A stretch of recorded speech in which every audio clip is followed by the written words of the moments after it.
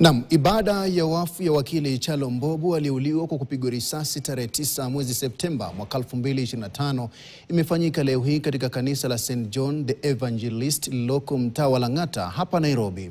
Mamia ya waombolezaji walihudhuria ibada hiyo, miongoni mwao akiwamo mama wa taifa Rachel Ruto na jaji mkuu Martha Koome. Hata hivyo, familia ya marehemu Mbobu iliwaomba wanahabari kutopeperusha ibada hiyo, wakisema walihitaji nafasi ya faragha ya kumwomboleza. Mbobu aliuliwa wiki iliyopita baada ya kupigwa risasi na wahalifu akiwa njiani kurejea nyumbani kwake katika barabara ya Magadi, eneo la Karen. Hadi kufikia sasa, maafisa wa DCI bado hawajawakamata waliohusika na mauaji hayo.